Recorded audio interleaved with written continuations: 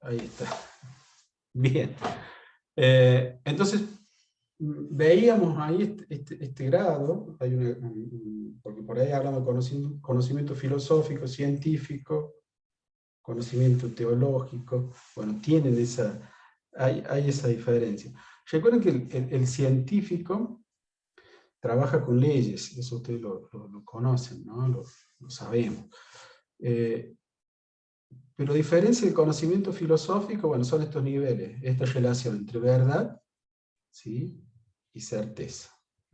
Verdad en el sentido que el conocimiento tiene que ver con algo inmutable, una verdad infalible,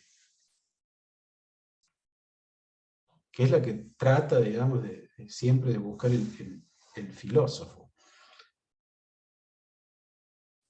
En cambio, el científico, de acuerdo a la medida en que va construyendo sus teorías, y se van validando, se van verificando, se van refutando, van a mantener, digamos, su grado de certeza, o de conocimiento cierto, ¿sí? Siempre el filósofo pregunta por la totalidad del ser, por la totalidad del ser. En cambio, el científico, ¿sí?, se encarga de una porción de la realidad, de acuerdo, ¿sí?, a su especificidad, de acuerdo a su especialidad. Y eso es importante tenerlo presente. Porque esto lo que va a hacer esta corriente, la que estamos analizando, ver cómo se van originando las hipótesis, ¿sí?, o las leyes, y cómo esas leyes se pueden corroborar, se pueden refutar, se pueden verificar. Y acá vamos a asistir a una cuestión que ustedes habrán leído en el trabajo que se ha hecho, ¿sí? Y los aportes de Hume, ¿sí? Hume, Popper, ellos van a ser críticos sobre el método inductivista. El método inductivista. ¿Sí? Entonces, vamos a ver que lo que ponen en tela de juicio, ¿qué es lo que decía el método, el inductivismo? Tenemos el método deductivo y el método inductivo. ¿Se acuerdan de cómo el proceder del método inductivo?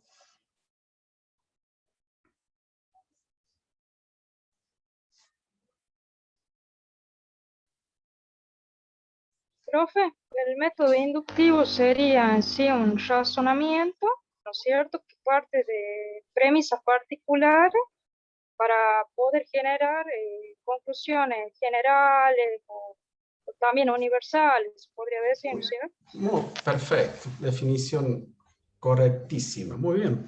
Sí, ese es el método inductivo. Entonces, hay toda una cuestión ya desde Hume, y bueno, la toma Poppers, que ustedes lo habrán leído, digamos como que se radicaliza la crítica.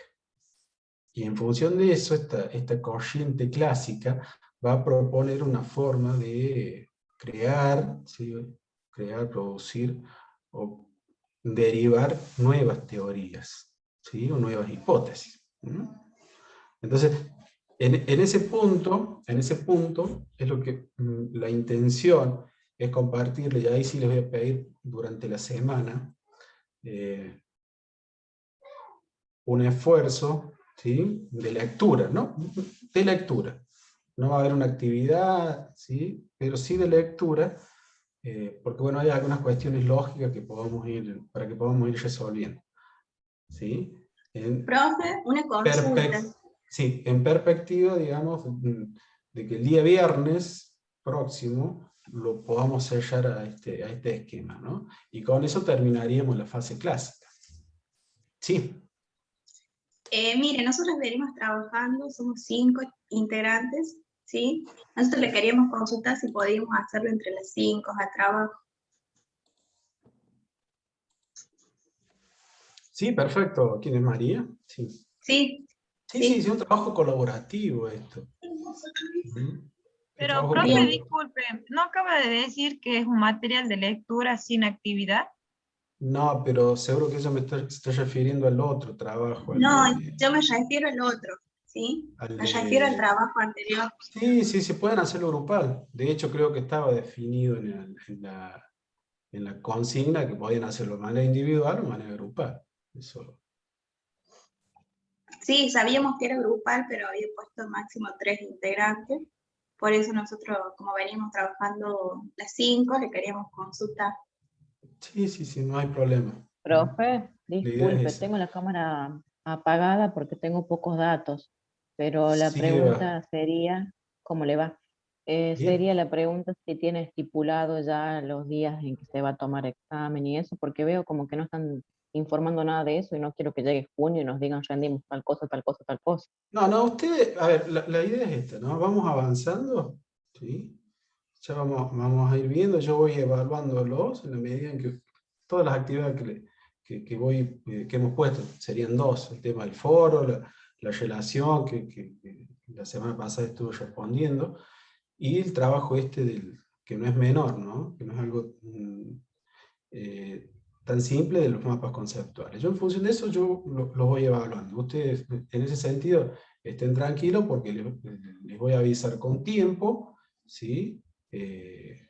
Cuando tenemos pensado la modalidad de una instancia evaluativa. Así que, en ese sentido, vamos caminando.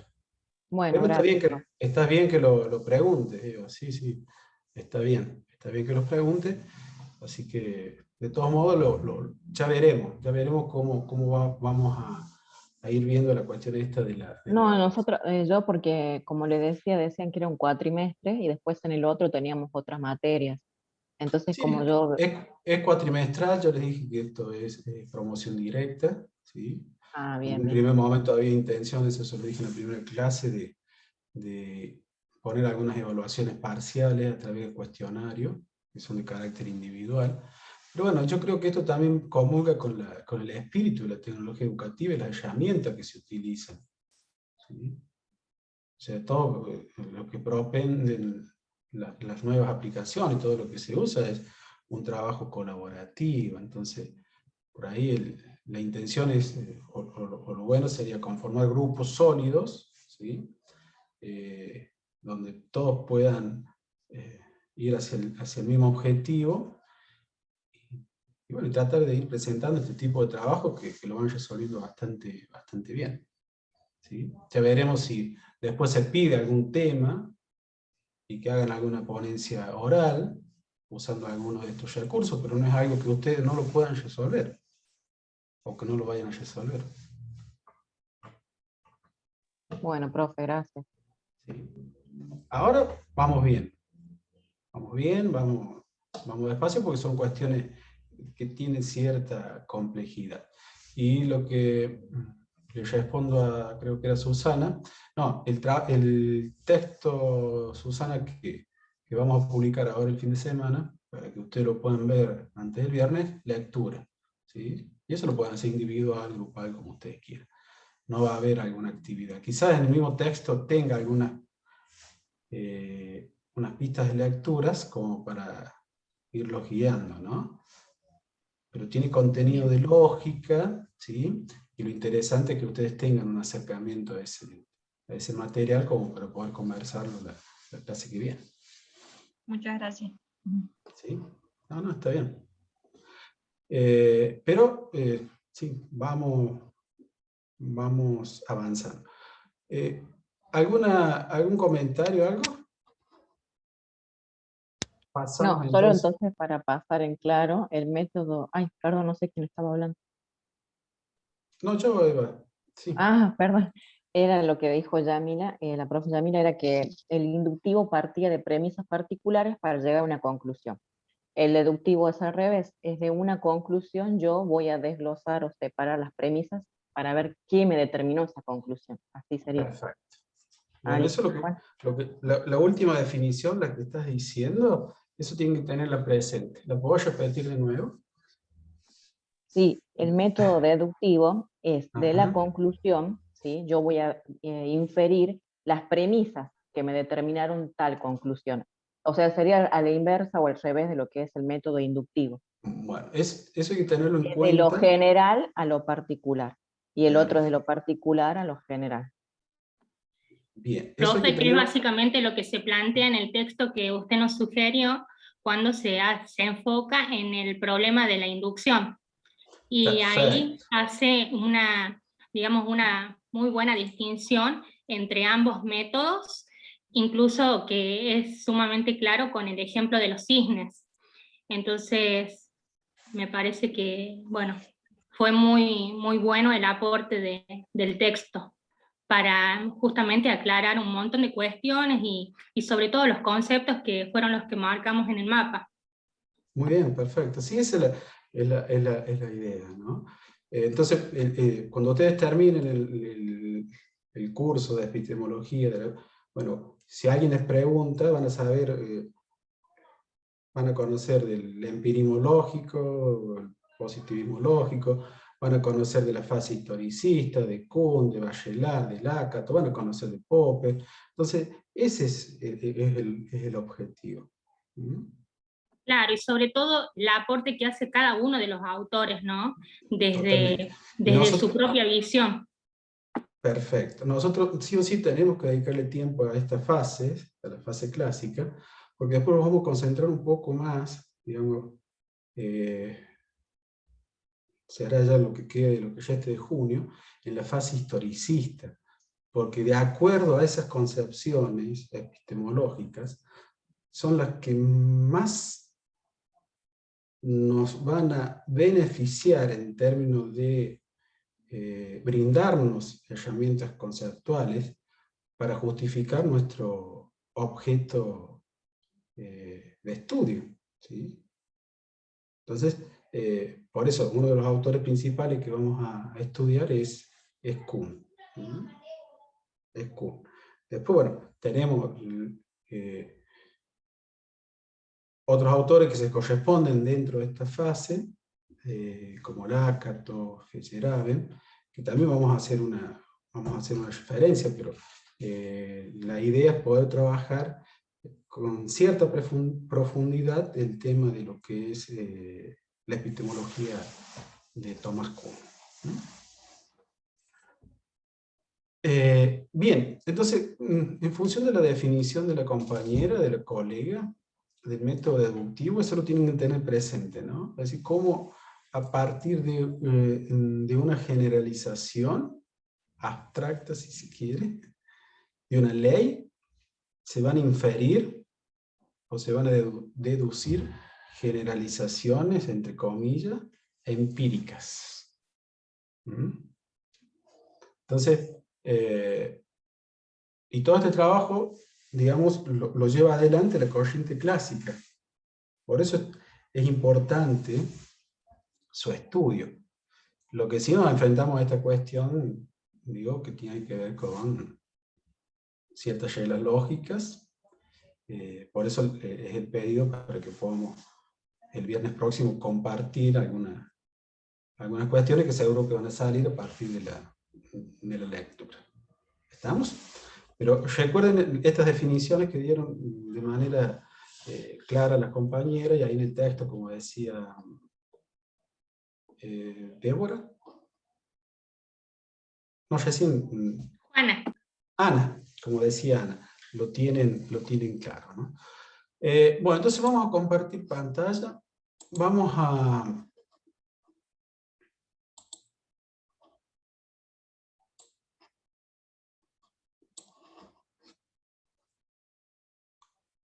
Dentro de la fase clásica, ¿lo están viendo? Sí, profe. Sí sale. Bueno, ahí inducción le faltó el acento.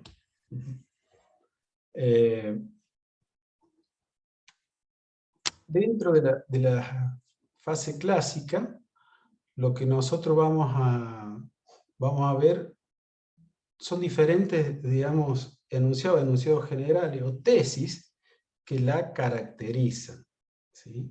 Nosotros ya sabemos a qué nos referimos cuando decimos la fase clásica. Es la concepción heredada donde naturalmente situamos a la corriente esta neopositivista o empirista lógico, ¿sí? Entonces, yo he seleccionado algunos puntos, ¿no? Distinción entre contextos, ya vamos a ver de qué se trata. El tema de la inducción, ¿sí? El tema de la inducción, le voy a poner acento porque... ahora sí. ¿Sí? Que es algo fundamental, ¿sí? ¿Qué es una teoría? Y cómo se clasifican, ya van a ver, los términos que componen una teoría. ¿Sí? Y bueno, y después el otro punto tiene que ver con la base empírica observacional independiente y la unidad del método. Que acá, en este punto, es donde hemos estado siempre haciendo referencia cuando hablamos sobre la unidad del método, o esta disyuntiva entre las ciencias de la naturaleza y ciencias del espíritu. ¿Sí? Entonces, creo que en un momento habíamos dicho que lo que daba la pauta era el grado de matematización que la ciencia del espíritu, antropología, sociología, psicología, historia, economía, etcétera, etcétera,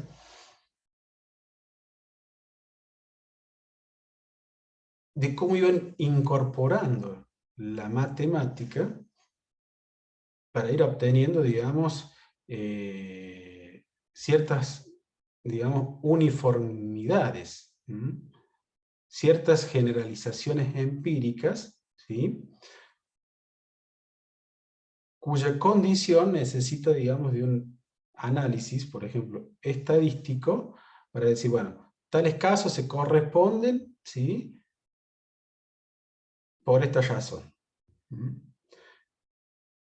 Entonces, ya ahí hay toda una discusión, un debate,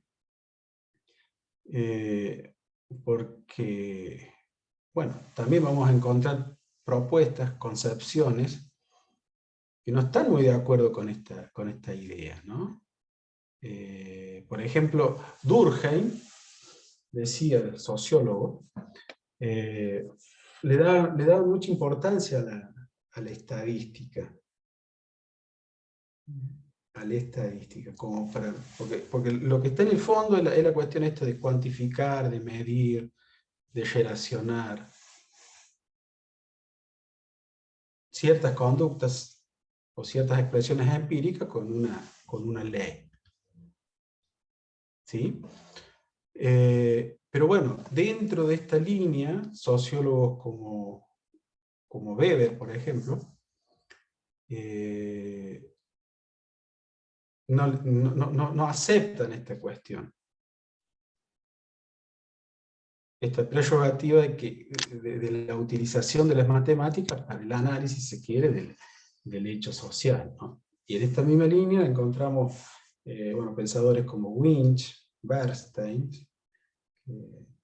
Ellos dicen que el estudio, el análisis de una expresión cultural, bueno, Profe, hay que comprender, sí, cierro y le escucho. Hay que comprenderla desde otro lugar, ¿sí? No desde el lugar que lleva adelante de esta relación del científico que se encarga de la naturaleza, por ejemplo. Sí. ¿será que lo que se diferenciaba es que Weber decía a Weber que no, porque para él un hecho social era todo lo que la persona piensa, siente, hace? Entonces él decía que eso era muy difícil de medir, ¿sí? Porque él es lo Bien. que le comentaba la otra vez, o sea, es muy difícil ser objetivo y analizar cuando el que investiga es un hombre y el hecho por investigar son sentimientos, emociones y el hombre en sí. Entonces es por eso que para él no iba la utilización de la matemática con lo que es un hecho social. Perfecto. Entonces, bueno, ahí encontraríamos como dos divisiones dentro de la, si se quiere, de la epistemología del hecho social. O de la epistemología se encarga del estudio de las sociedades. Tenemos una sociología ortodoxa, una línea ortodoxa, que fundamenta y obviamente promueve la utilización, por ejemplo, de la estadística, y tenemos otra línea que dice que no, que el ser social hay que tratarlo de comprender de acuerdo a su naturaleza, de acuerdo a sus propias reglas, ¿sí?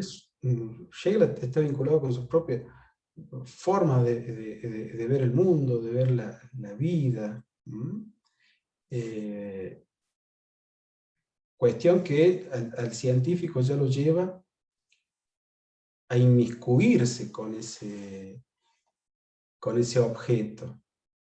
¿Sí? En cambio, la sociología es como ortodoxa, es como que el sujeto queda, digamos, alejado, ¿sí? En esa relación entre el sujeto que conoce y el objeto que es conocido, queda como distanciado de ese objeto. ¿Sí? En cambio, esta corriente, si quiere siguiendo la línea de Weber para tomar el aporte de la Cóliga, bueno, promueve otra cosa. A ver, si yo quiero, o si nosotros queremos estudiar ciertos comportamientos de tales alumnos, de tales escuelas, esa escuela está inserta en tal localidad, que tiene tales características, etcétera, etcétera, bueno, está bien, podemos hacer un análisis ahí matemático, ver algunas uniformidades, pero lo interesante sería, bueno, compartir esta forma de vida, tratar de entender esta expresión no desde afuera, ¿sí? No desde afuera, con nuestra propia visión, con nuestras propias leyes, sino formar parte de eso. Entonces, es complicado en ese sentido, ¿no? Es complicado. Y esta tesis, esta corriente que constituye la fase clásica, bueno, eso es lo que apuntaban, como habrán leído, a un único método. Ya lo vamos a ir viendo. Acá hay algo que no es tan complejo, ¿no? Yo siempre escribo algo porque está bueno para que ustedes lo puedan leer. ¿Se lee? No sé si ha sido el colono feliz.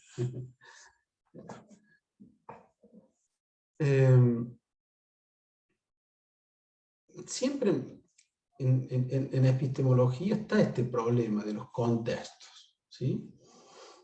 Cuando hablamos de contexto, nos estamos refiriendo, es decir, a aquello que ha dado o posibilitado la emergencia o el nacimiento de una teoría, de una hipótesis, de un descubrimiento, etcétera, etcétera. ¿Sí? ¿Se entiende? Sí, profe. Entonces, nosotros cuando analizamos este tipo de contexto, siempre están, digamos, vinculados como en extremos. Por un lado tenemos el contexto de descubrimiento y por otro lado el de justificación. ¿Sí? Descubrimiento y justificación. Podríamos haber, con respecto al contexto de descubrimiento y de justificación, ¿podrían ver ahí alguna diferencia en vinculación de esto, ¿no? Es decir, aquello que posibilita, por un lado, el nacimiento, ¿sí? La creación de una teoría, de una hipótesis, y por otro lado, el la justificación de lo mismo. ¿Lo ven? ¿Lo ven? ¿Lo entienden?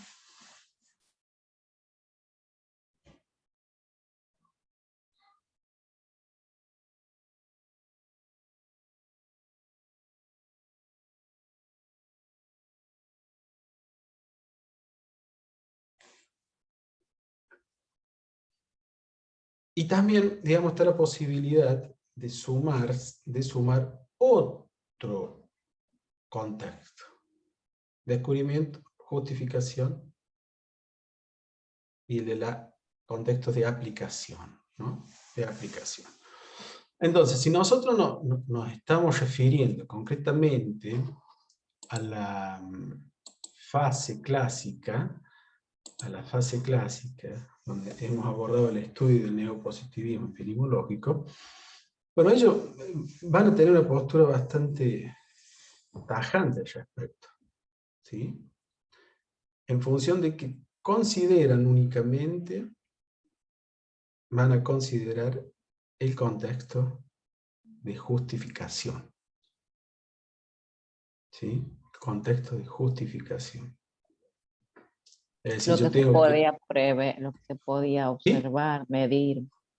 Genial, perfecto. Entonces, el contexto de descubrimiento, como que yo no le cierra mucho, porque depende de otras cuestiones que no tienen nada que ver con lo que planteaba recién la colega.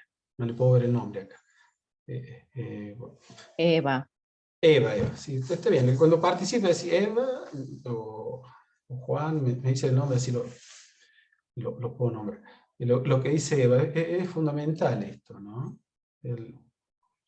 Lo único que les va a interesar es esto, es decir, ¿cómo justifico, a partir de qué concepción teórica justifico o voy a validar mi teoría o mi hipótesis? Eso es lo único que le interesa, por ejemplo, al neopositivismo o al empirismo lógico. También, Ahora, profe, sigo sí, siendo Eva. sí, Eva, sí, sí. También Hume dijo que si la filosofía quería convertirse en una rama del conocimiento científico, debía desligarse o librarse de lo que es la metafísica. Justamente porque volvemos al tema de que Hume es una persona que es exponente al máximo esplendor de lo que fue el empirismo, ¿sí? Él decía, me puedo formular la idea de una montaña de oro. ¿Cómo va a saber la persona si la idea es verdadera? Tengo que descomponer, ¿sí? Por un lado la montaña, él dice, la vimos, la palpamos, la observamos. Bueno, quienes vivimos en esta parte del norte, no creo que todos, pero bueno, si se vio es real. Y el oro también, entonces la idea va a ser verdadera. Pero él decía, con respecto a Dios o a unas cuestiones que no se pudieron ver o palpar o observar, la idea va a ser netamente, no va a ser verdadera, porque no fue probable. Perfecto. Bien, bien, sí, esa es la propuesta de Hume y esos elementos obviamente se replican, ¿sí? en esta corriente. Está muy bien. Y vamos a ver que a partir de este posicionamiento, todo lo que está vinculado con el contexto de descubrimiento, a ellos no les interesa. Por esta nota, lo que decía Eva. Ellos, vamos a justificar este descubrimiento, pero vamos a justificar a partir del lenguaje formal, a partir de una lógica. ¿Sí? A partir de criterios también, profe, que establezca para que eso pueda ser un corpus científico. Totalmente. Por ejemplo, lo que se plantea en el texto es ¿no? El problema de la demarcación entre lo que es la ciencia empírica y, bueno, ahí podemos ver que uno de los criterios es la falsabilidad.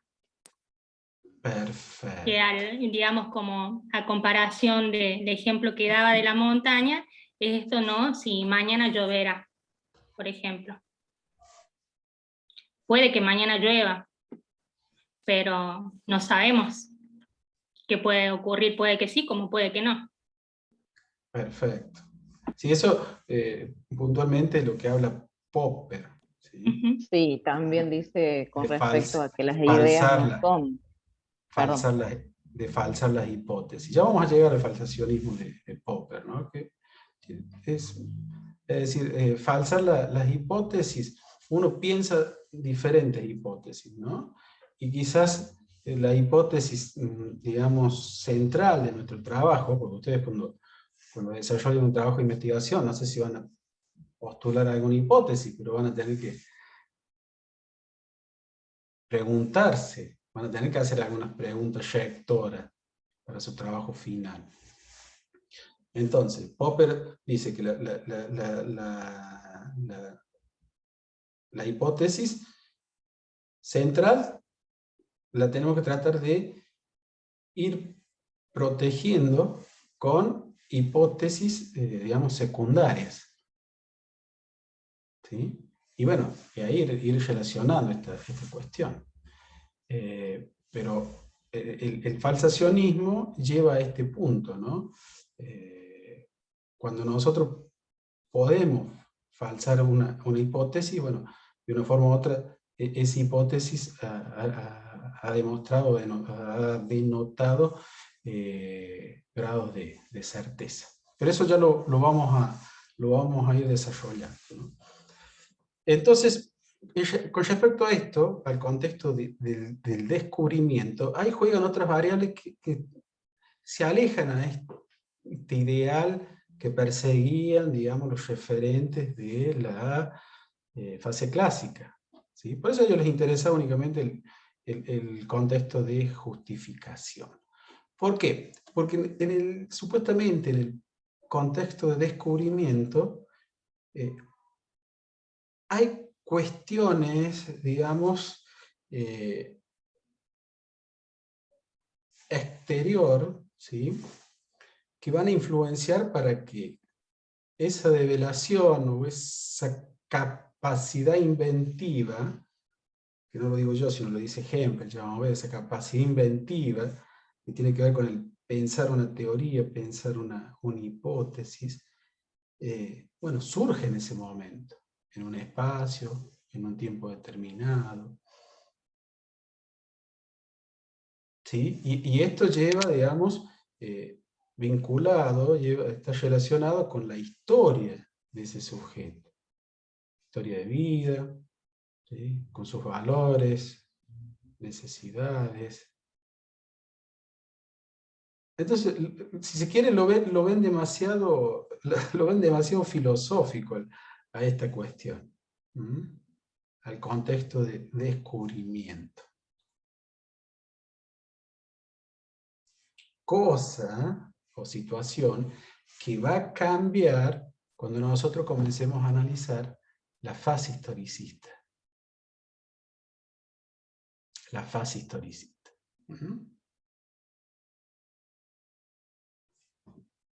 ¿Se va entendiendo? Por ejemplo, hay trabajos vinculados al contexto de descubrimiento, como el pensamiento poético, o mejor dicho, el pensamiento metafórico, en el trasfondo es poético. Permite esta cuestión, esta capacidad de inventar o de crear nuevos mundos, ¿sí? Me refiero a nuevas teorías, nuevas hipótesis. Pero eso es una cuestión, digamos, vista desde una perspectiva neopositivista, empirista, del empirimológico, como algo difícil de aceptar. Ustedes que estuvieron leyendo Hume, que lo han leído ahí en el... ¿qué pasaba cuando, creo que hay un apartado en el texto donde, qué pasa cuando aquellos libros se refieren a cuestiones de alma, Dios, cuestiones metafísicas? Bueno, Hume dice, tienen que ir a la hoguera, no son dignos de ser leídos. Entonces, ese ideal es el que tratan de aplicar, o es el que portan esta concepción. Entonces, por cuestiones obvias, van a relativizar el contexto de descubrimiento. Y quizás hasta absurdo, paradójico sea, porque inventa, el que crea, el que piensa es una subjetividad. Y esa subjetividad no es alguien que está escindido del mundo. Y lo que después viene a defender Kant, viene a esa lucha a entre ver, racionalistas, empiristas, y porque después ajá, viene a decir que sí, que hace falta una razón, una persona que pueda descubrir, conocer, y también una experiencia, ¿sí? Como los empiristas negaban totalmente la posibilidad de razonamiento, para ellos la persona nace como una tabula rasa, y todo lo que va a ir conociendo, imprimiendo, se van a desarrollar en ideas o impresiones. Las impresiones van a ser más directas, son vivaces, ya te veo, ya observo, ya escucho. Una idea va a ser el recuerdo que nos queda en la conciencia de haber vivenciado esta impresión. Por ejemplo, yo me puedo recordar cuando tomé un helado, aunque no lo estoy tomando ahora, voy a recordar el sabor, el momento, ¿sí? En cambio, los racionalistas sostenían que no, que ya había ideas que eran innatas. Entonces ahí aparece como Kant para dar una síntesis a esta antítesis que se venían peleando entre ellos y decir, bueno, hace falta una persona capaz de razonar, conocer y una razón, y también hace falta de la experiencia, como dando una perfecto. síntesis.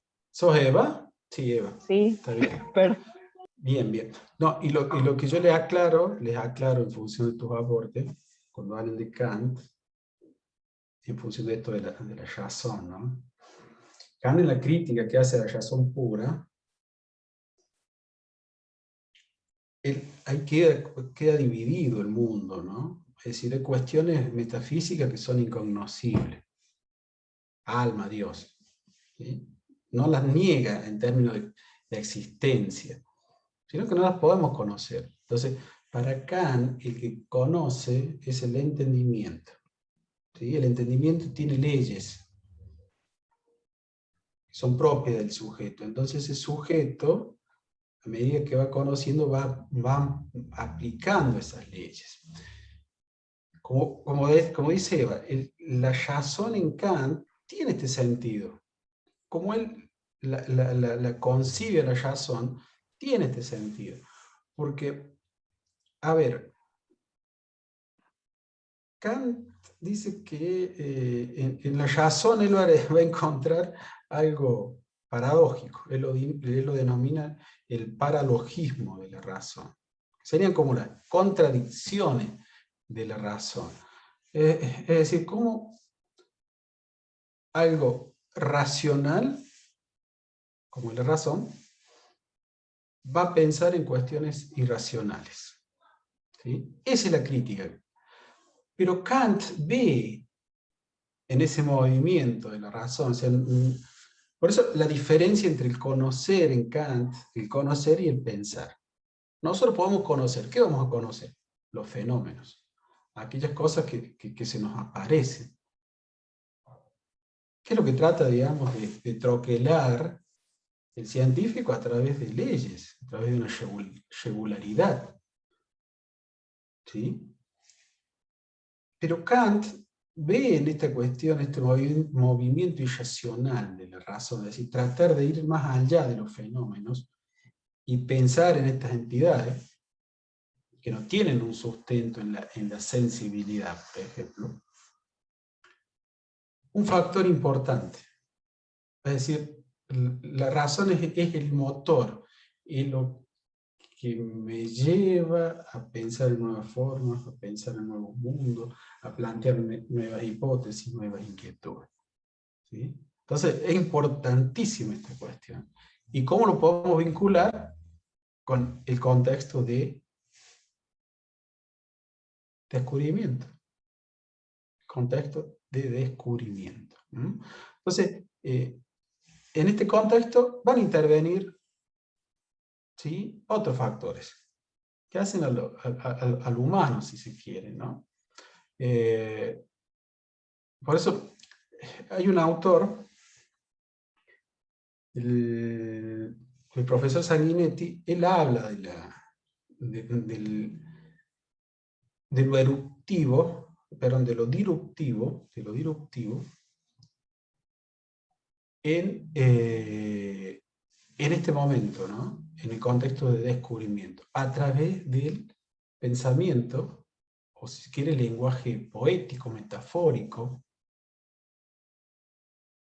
que es la posibilidad de ir pensando nuevos mundos, cosas que están más allá de lo dado y convencionalmente aceptado.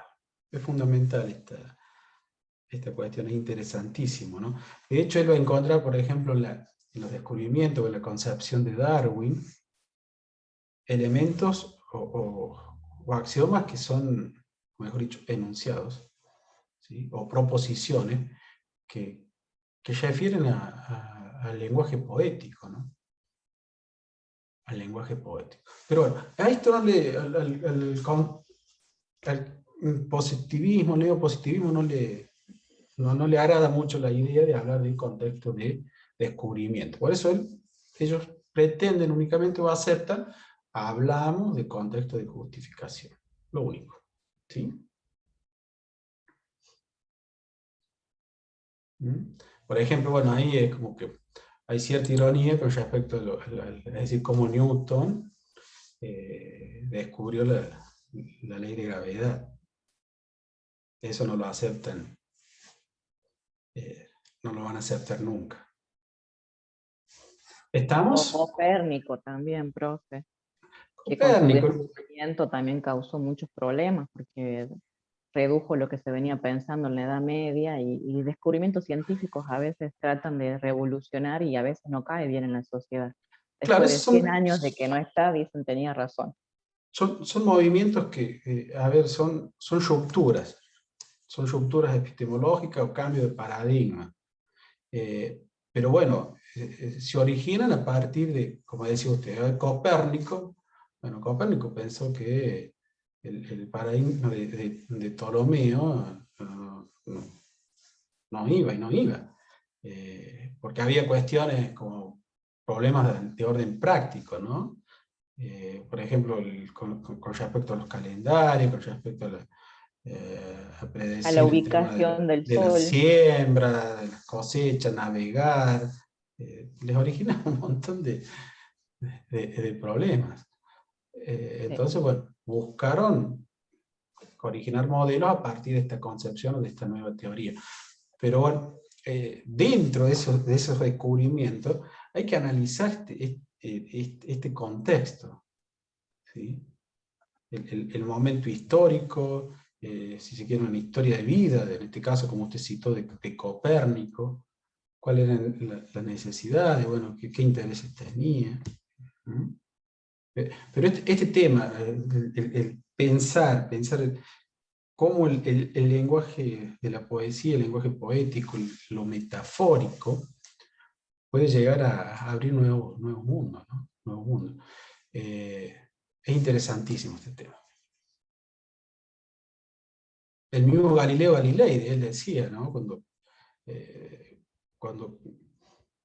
trataba de, cuando cambia la noción de la realidad aristotélica,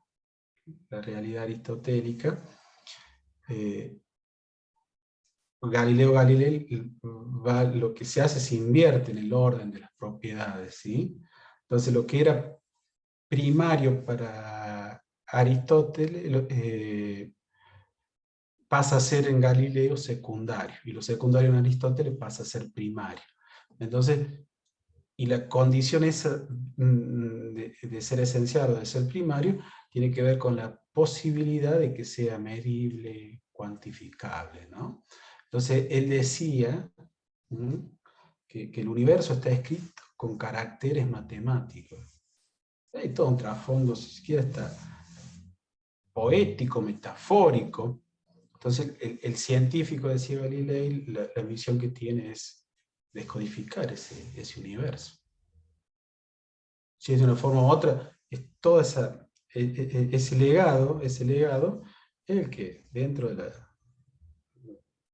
del paradigma o de las ciencias de la física es lo que actualmente está vigente, ¿no? Bien, eso sería con respecto a los contextos, ¿no? Acá hablamos de descubrimiento, de justificación para esta corriente únicamente se habla de contextos de justificación. Y después hay un tema muy interesante que tiene que ver con el contexto, si quiere, de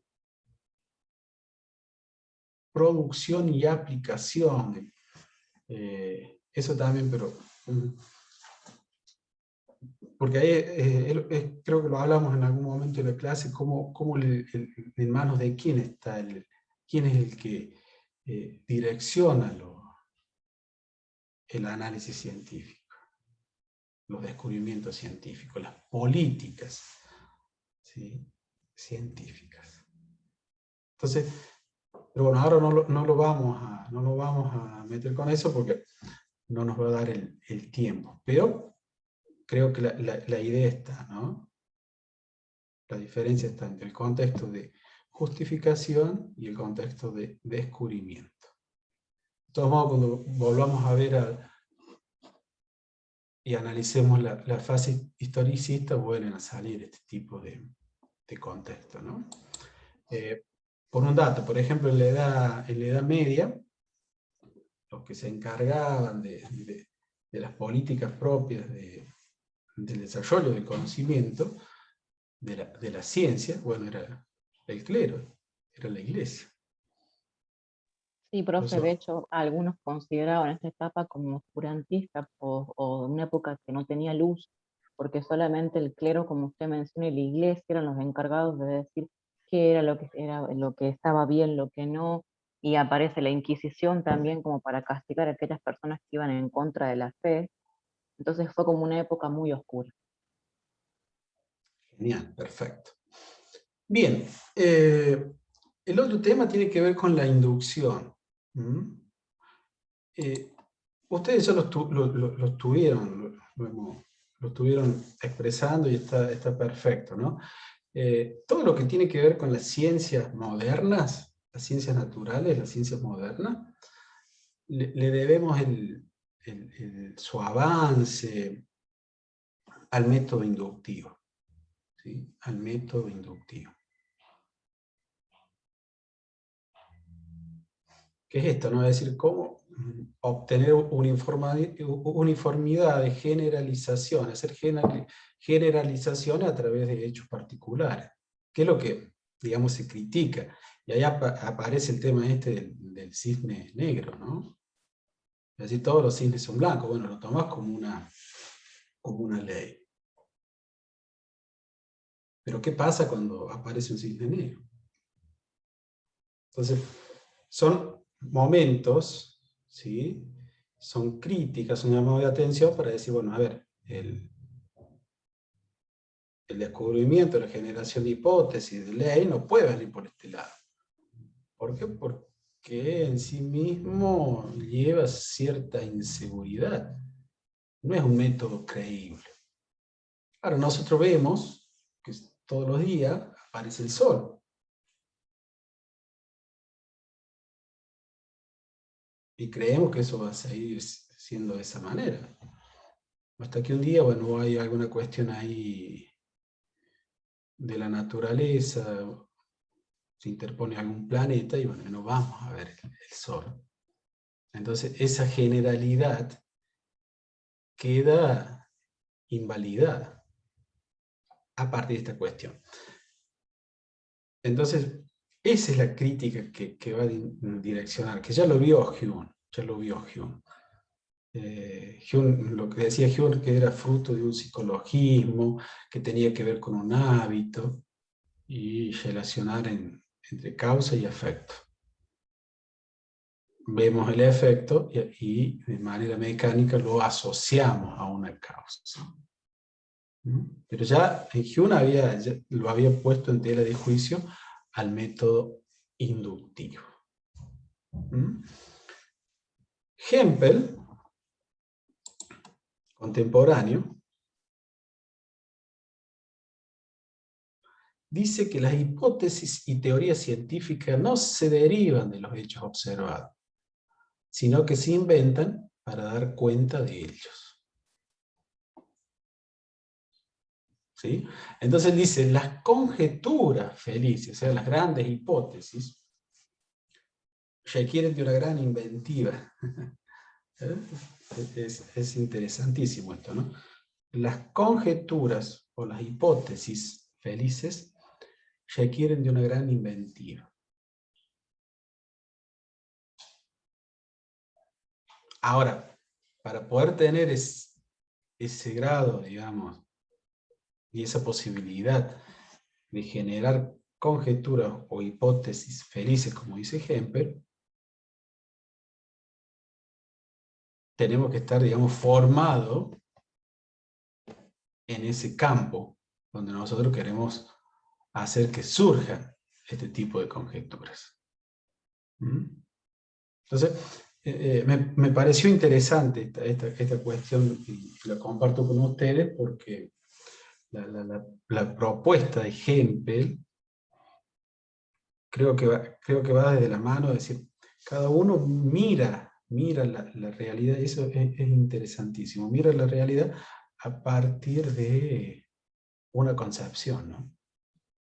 Profe, disculpe, Y esa concepción se obtiene naturalmente en itinerarios de formación. Por ejemplo, en este caso, lo que ustedes actualmente están cursando, están desarrollando, digamos, una formación en un campo determinado. O sea, de acá a 4 cuatrimestres van a tener ya una visión general del campo, profunda, y bueno, y van a estar, digamos, empoderados para generar este tipo de conjeturas felices. Sí. que lo que dice Kemper es básicamente los estudios que se realizan ahora científicos parten de eso. De hecho, nosotros cuando tengamos que hacer nuestro campo de investigación, vamos a buscar conjeturas felices y de ahí vamos a partir nuestra investigación. Es como que antes no se hablaba mucho de formular las hipótesis, pero las hipótesis son esas preguntas que de alguna forma vamos a inventar o buscar de un tema que vamos a analizar y estudiar e investigar, y de ahí vamos a partir de eso, vamos a partir de la investigación. Perfecto, perfecto. Pero siempre lo inventivo, miren, ¿no? Lo inventivo está vinculado con esta base que tiene que ver con la formación. Y qué tan familiarizados estamos con ese campo. Serían como algunas condiciones que pone ejemplo. ¿Sí? Pero bueno, quería mostrarles esta cuestión, esta dicotomía entre la inducción y lo que propone ejemplo, ¿no? Es decir, las hipótesis no surgen o no se derivan de hechos observados. Ahí está, digamos, criticando a esta cuestión de la inducción. ¿Se va entendiendo? ¿Se va comprendiendo?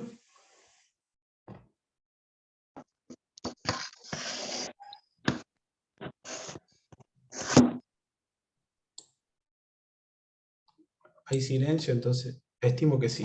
Cualquier cosa, alguna duda me lo hacen saber. Entonces, mira, acá ya hay una definición de teoría científica.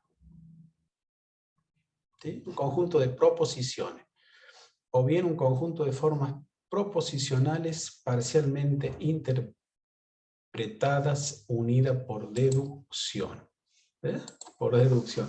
Es lo que creo que fue Eva, ¿no? Que cuando la colega anterior, Sí. que no recuerdo el nombre, habló muy bien de la inducción. Bueno, vos Eva usted Eva habló del tema de la deducción. Cómo a partir de una ley general se van a ir, digamos, suscitando, derivando ciertas hipótesis. Eso hay que tenerlo presente en función de lo que el viernes próximo nos va a convocar. Bien, ahora esta teoría científica, cuando digo conjunto de proposiciones, nosotros afirmamos o negamos algo sobre un hecho, sobre una uniformidad. ¿Sí? Eso no hay mucha vuelta que darle, ¿no? Pero siempre se desprenden de algo superior, de una teoría superior, de una generalización superior. Porque hay que, hay que tratar de hacer diferencia entre lo que son generalizaciones abstractas o leyes, ¿sí?, de las generalizaciones empíricas. Eso hay que ir tratándolo de ver y asimilar, ¿no? Entonces, esas teorías van a estar compuestas, obviamente, por términos teóricos y observacionales. Serían términos teóricos y no teóricos.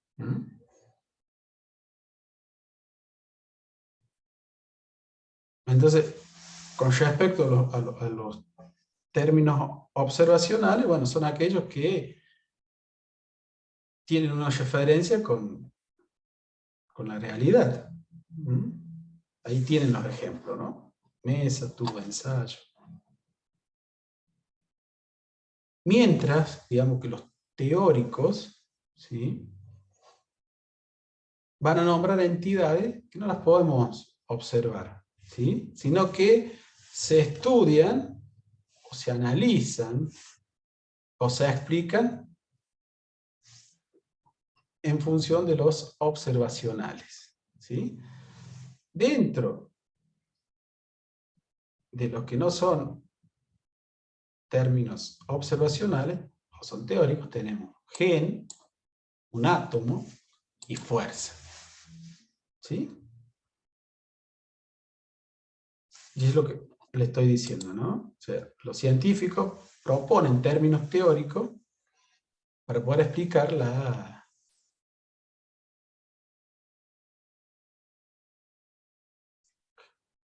generalizaciones o comportamientos de entidades empíricas, observables, ¿sí? Y acá tenemos dos ejemplitos. Dice que un perro tenga espuma en la boca puede ser explicado apelando a un virus, ¿sí? Virus como un concepto no observable, teórico, ¿sí? El otro ejemplo, que no lo conocía, no sabía que se daba en esto, que la primera generación de 2 conejos blancos, sean todos blancos, se explica apelando a que heredan ciertos genes, o sea, a la palabra gen. ¿Se entiende cómo se van a ir conformando cada teoría? O la teoría, digamos, científica. ¿Cuáles son los tipos de términos que las componen? Por un lado, términos teóricos, y por otro lado, términos observacionales. ¿Sí? Así que me parece que esto es fundamental para que vayamos avanzando, ir viendo todo este esquema de construcción de una teoría, que está muy vinculado, digamos, con un procesamiento lógico y procedimientos lógicos, ¿sí? Procesamiento y procedimientos lógicos. Bien. ¿Sí? ¿Alguna pregunta hasta el momento?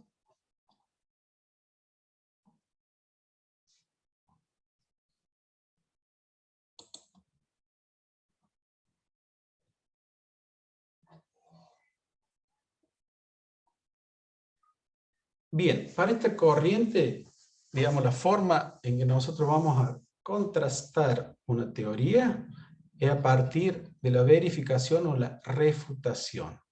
¿Sí? Verificación o refutación de la misma. Es decir, cuando nosotros nos enfrentemos al tema o a lo que está ya estandarizado de cómo derivar teorías y a la vez comprobar si esa teoría a través de un procedimiento lógico se las puede convalidar o se las puede refutar, verificar o refutar, vamos a ver esta cuestión, ¿no? Me parece que es importante tener presente estos dos términos, verificar o refutar.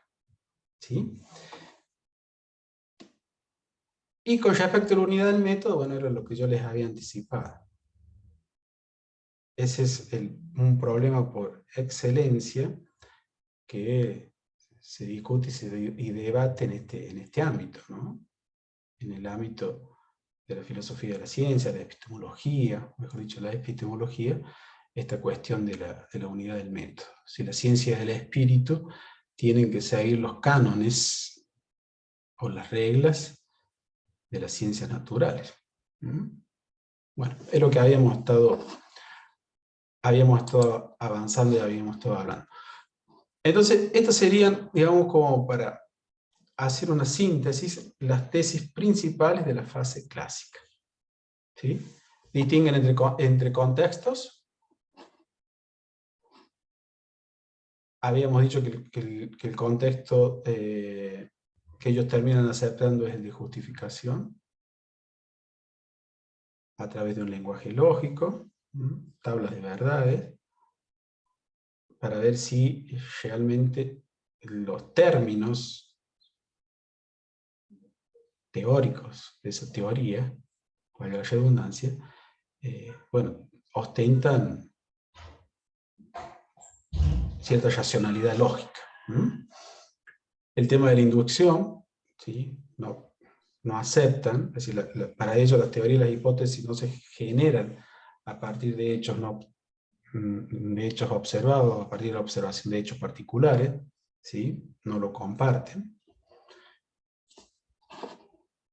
Dentro de la teoría, bueno, hemos visto los tipos de términos.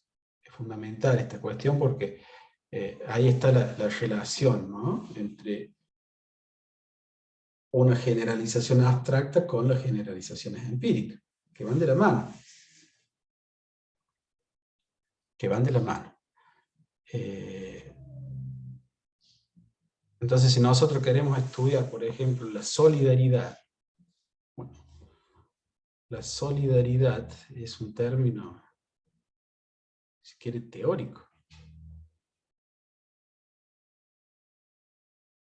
Para poder analizarlo, para poder estudiar, no sé, tipos de solidaridad, habría que hacer todo un protocolo que nos permita obtener inferencias empíricas en función de lo que nosotros queremos estudiar. Entonces, ahí se ve esta relación. Y volvemos a los ejemplos que hemos dado, ¿no? Y bien, y la última, bueno, tiene que ver con la cuestión de verificar y refutar. La verificación tiene que ver, se comulga con un análisis en función de proposiciones lógicas, ¿no? Y cuando se refuta tiene que ver con una cuestión más bien en términos de observación, etcétera, etcétera. De todo modo, ya lo vamos a profundizar. Y bueno, la unidad del método, que es algo que nosotros como, sobre todo ustedes que están dentro del campo de la educación de las ciencias sociales, bueno, hay que ir pensando en esta disyuntiva, ¿no? ¿Estamos? Bien. Profe, ¿Sí? ¿Me escucho? con respecto al lenguaje, que esa es una de las principales críticas a la metafísica, era el lenguaje en que se expresaba. Por eso para ellos no tenía relevancia científica lo que decían, porque sus proposiciones no eran con sentido, entonces no eran verificables. Genial. Perfecto. Es uno de los aportes que tratan de hacer, digamos, justificándose o fundamentando sus proposiciones en la lógica. Claro, Bueno, profe, lo que dice Vanina sería lo de la sintaxis y bueno, relacionado directamente a lo que es la estructura, ¿no es cierto?, lógica del conocimiento. Totalmente. Que esto es, digamos, en lo que se centra como importante el positivismo lógico. Bien, y es el tema este de la demarcación popperiana, la demarcación de que habla Popper, de lo científico y aquello que no es científico.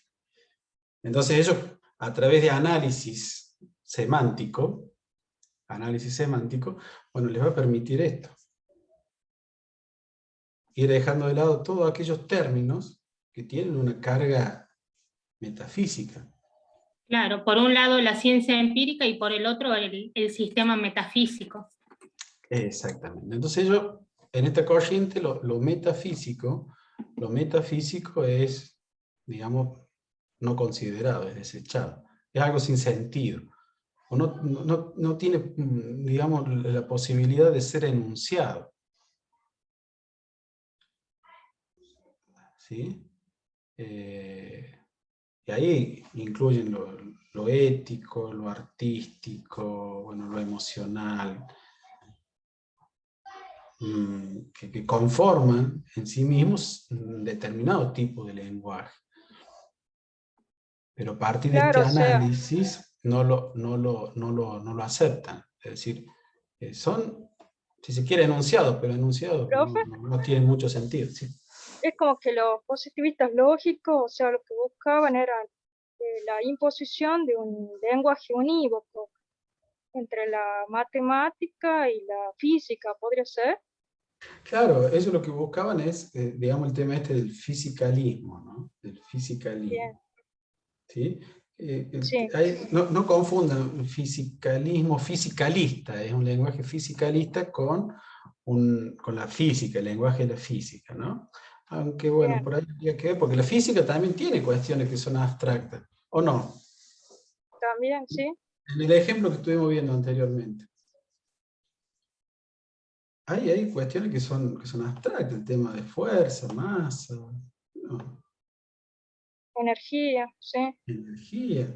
¿Sí? Entonces, el lenguaje fisicalista tiene que ver siempre con aquello, a ver si os puedo darle como... aquello que refiere siempre a un dato sensible. ¿Sí?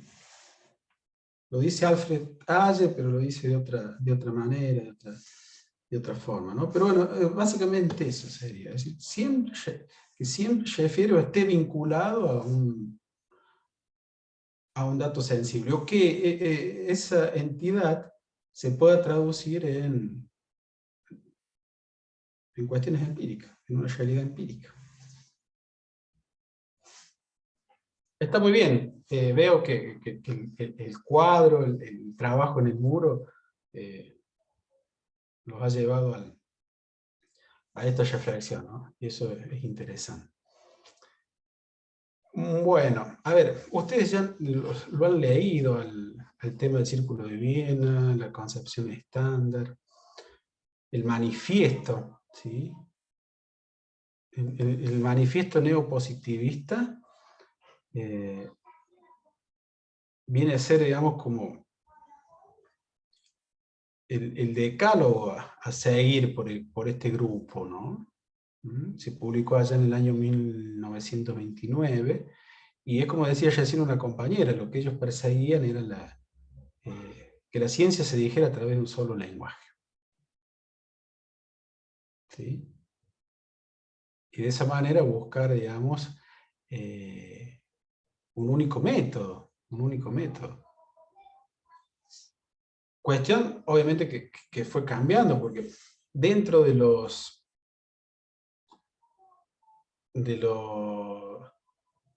referentes, ¿sí? Está Schillig, Carnot y Neura, ¿sí? Creo que a Maurice Schillig lo termina asesinando un estudiante en la época de la Alemania nazi, ¿no? A la salida de la universidad. Entonces, bueno, como este grupo, todas aquellas cuestiones que tenían que ver con lo ético, porque así, bueno, a ver, ¿matar es bueno o es malo? ¿Robar es bueno o es malo? Y para ello era desde el lenguaje, desde lo que se puede llegar a justificar desde lo científico. Y depende también, profe. Esas cuestiones éticas depende de dónde nos postulemos. Para Está Kant va bien. a ser todo malo, y para los que estén en una teoría utilitarista, capaz que depende. Depende, si yo Bueno, copio para probar está bien, porque es útil. en este sentido, para ellos no había forma de condenar ese acto. No había forma, porque era una cuestión que tenía que ver con el campo de la ética, y ellos habían como rehusado de ese tipo de lenguaje. ¿Se entiende? Ustedes lo están planteando, lo están diciendo, pasa que son cuestiones que voy trayendo a colación para que lo vamos resolviendo, lo vamos viendo. ¿Sí? Entonces, todo el lenguaje vinculado a lo artístico, vinculado a lo ético, a lo emocional, no se puede decir nada. ¿Sí? Bien, es importante la lectura del manifiesto, ¿no? Y sobre todo lo que ellos apuntaban, en esta cuestión, que era inmunizar a la ciencia. Creo que ustedes lo dijeron, ¿no? Inmunizar a la ciencia de todas aquellas cuestiones que están más allá de lo sensible, ¿no? Todas cuestiones que están vinculadas a lo metafísico. ¿Sí? Todo ese cúmulo de problemas, que son problemas porque han sido, digamos, mal formulados. En el sentido de que nunca utilizaron o se sirvieron de esta lógica, ¿no? Esta lógica matemática como para hacer análisis del lenguaje, análisis semántico del lenguaje. ¿Mm? Entonces tiene esta cuestión, ¿no? Bien, lo que sí vamos a ver es el tema de y con esto vamos a ir cerrando, el método y elucidaciones conceptuales. Elucidaciones conceptuales. Esto de lo que veníamos hablando, ¿no? En función de cómo se somete un determinado término a un análisis semántico. Y tratan de vincularlo, digamos, de acuerdo a sus pretensiones, de acuerdo a sus intenciones. ¿Sí? Por eso yo les decía que los problemas, que son problemas que no han sido resueltos, tienen que ver con la mala formulación de los mismos. Y es ahí donde va a intervenir esta herramienta para ir, digamos, purgando, eliminando esas construcciones. ¿Sí? Por ejemplo, ¿están por ahí? ¿Están? Eva, ¿quién? Sí, profe. María. Sí. Bueno. Si nosotros decimos, no sé si se los he dado este ejemplo, los unicornios son famosos, ¿sí? O los unicornios son fabulosos. Y decimos, los perros son inteligentes. ¿Qué diferencia hay entre las dos proposiciones, así de manera general, burda, si se quiere? Entre los unicornios son fabulosos y los perros son inteligentes. ¿Qué diferencia le encuentran ustedes a esta proposición?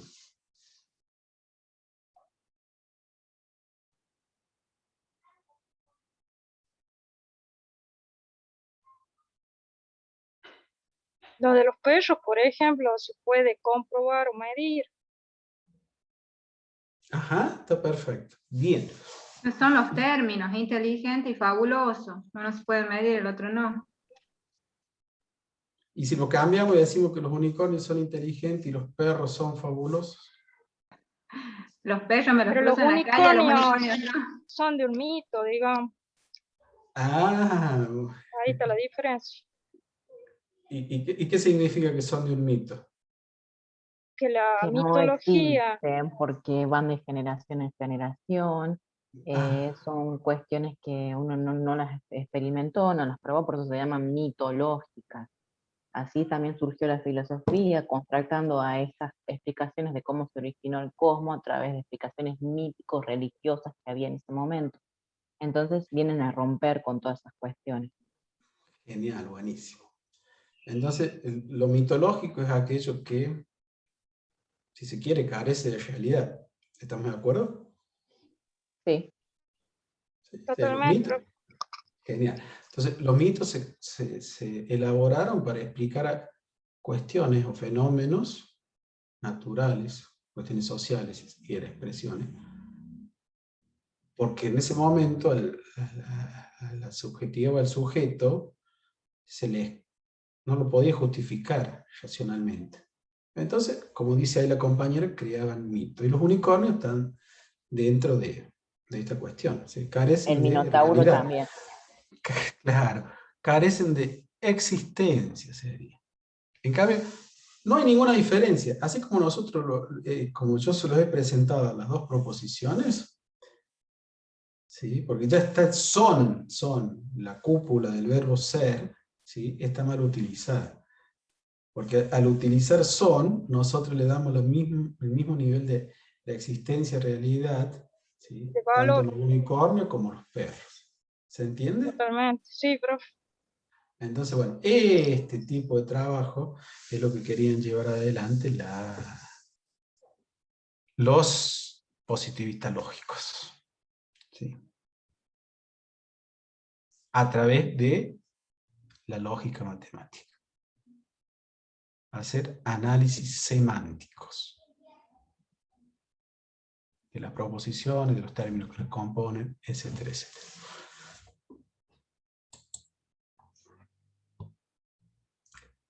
Bien, y lo último, porque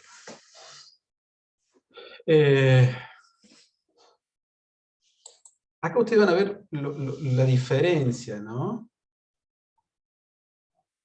Entre lo que es elucidar y lo que es explicar. ¿Sí?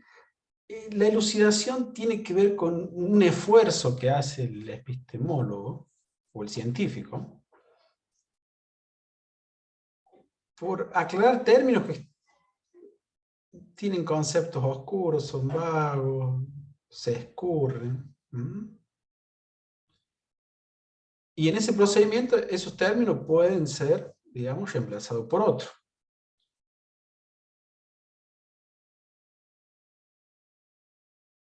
¿Sí? Pueden ser reemplazados por otros.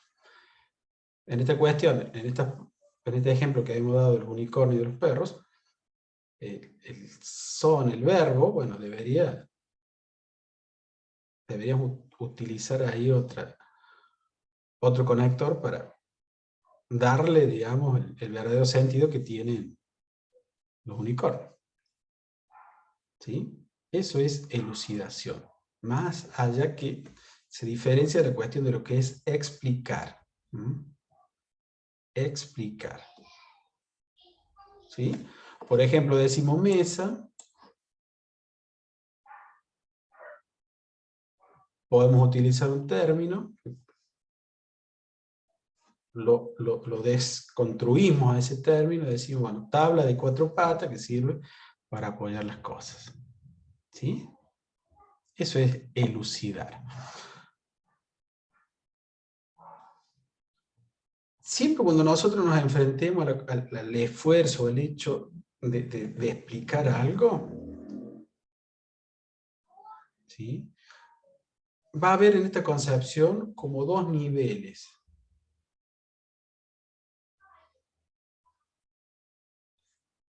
Que tiene que ver con lo que se denomina en latino explanandum y explanans.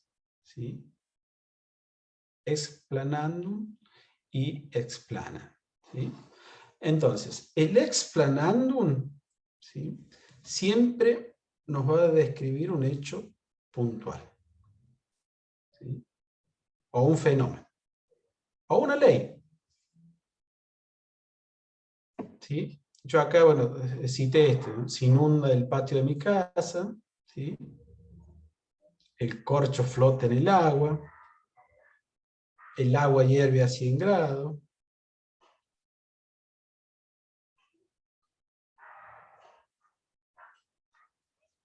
¿Sí? Entonces, el explanandum como tal encierra una proposición, una ley, dice un enigma, ¿sí?, que le explanans va a tratar de resolver.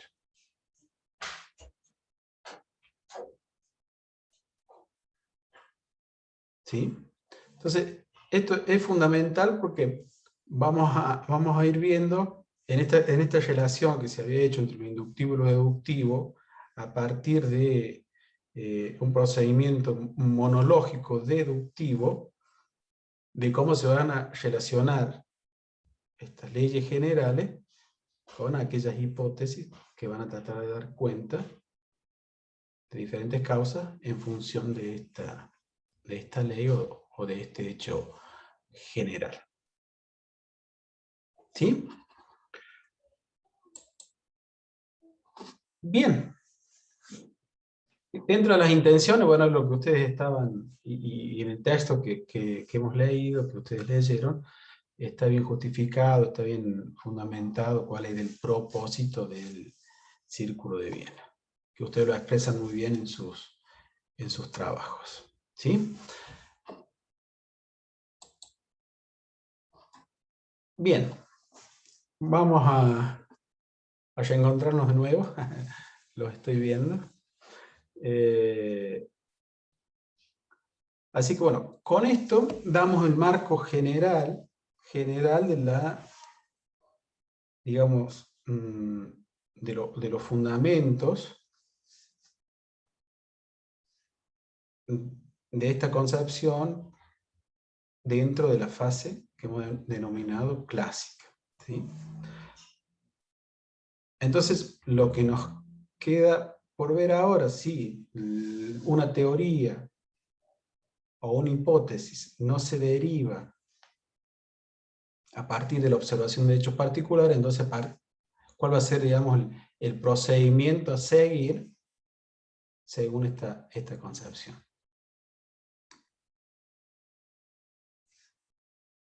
Tema que vamos a tratar de ir resolviendo, porque como les anticipaba, tiene una carga de leyes lógicas importante. Pero es donde se fundamenta esta escuela, ¿no? Esta corriente. ¿Sí?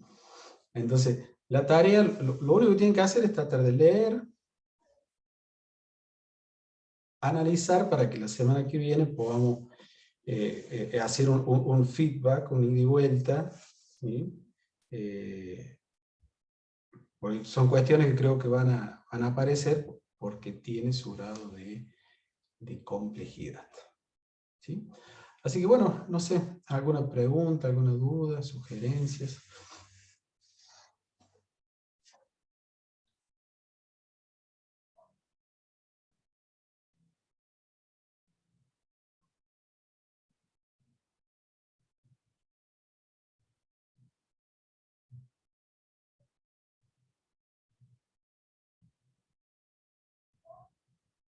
Bueno, entonces,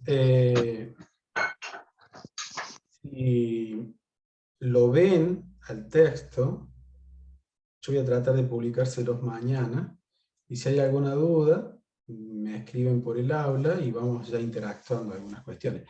Es más, sería muy interesante, ¿sí? Sería muy interesante de que antes del día jueves ustedes lo pudieran leer y me pudieran enviar algunas preguntas. Entonces, en función de esas preguntas, ¿sí?, que por ahí la pregunta de uno quizás a veces sea compartida como duda e inquietud de todos, podamos trabajar el día viernes.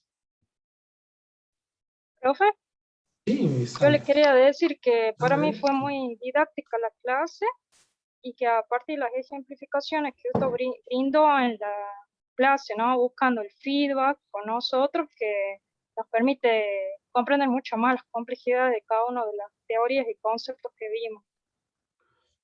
Así que Sí, me pareció muy bueno. perfecto. Eso es lo que Que se tratamos mantenga una dinámica así de Sí, ese sí, estilo, ¿no? es lo que trato de siempre de imponer, no de imponer, sino de instalarse, digo, de que vayamos construyendo a partir del intercambio, porque son cuestiones que, miren esto de Kant, ¿no? De lo que decía la compañera. El tema de la razón,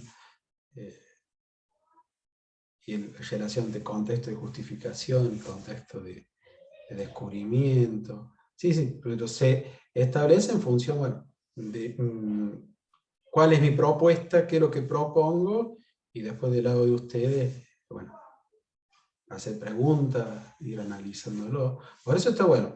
A ver, yo voy a publicárselos mañana, y ustedes lo pueden ir leyendo, hacen preguntas. No entiendo esto, me parece que cuando habla del modo tollens, del modo ponen, a qué se refiere, porque son como figuras. Es decir, yo planteo esta hipótesis, pero esta hipótesis, de acuerdo a tal ley lógica, ¿va a ser válida, va a ser inválida, va a ser aceptada? ¿Sí? Por eso es importante la lectura. También, a ver, uno plantea ciertos propósitos, ciertos objetivos en el curso. Por eso les decía que cuando yo leía los trabajos, ya de la semana pasada, cuando leía la intervención en el foro, cuando uno analizaba el video, bueno, se refleja ahí cierta potencialidad, dedicación. Bueno, le he corroborado con el trabajo que hicieron en el muro. Pero esa es la idea. Así que bueno, veremos cómo sale la clase del viernes próximo.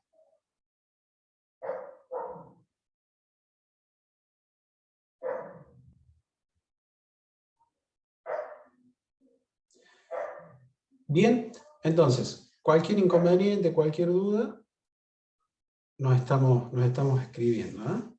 Nos estamos escribiendo, consulta, pero escriban y vayan planteando preguntas con respecto a esto que vamos a compartir, a ver si el viernes lo que dice la colega, lo que dice Sandra, podamos establecer este ida y vuelta. ¿Estamos? No los detengo más. Profe. Sé que tienen más actividades mañana, así que tienen trabajo con el profe Eduardo, con el profe Iván. Así que nos veremos y seguimos en contacto por medio del aula. Tienen mi correo, respondo. Quizás por ahí no sea de manera inmediata, pero siempre respondo. Así que bueno, feliz fin de semana. Se cuidan Igualmente, mucho. profe. Gracias, Chao, profe. profe. Gracias para usted también. Gracias, profe. Gracias, que estén bien. Hasta luego, gracias. Chao, profe. Buen fin de. Suerte, que estén bien.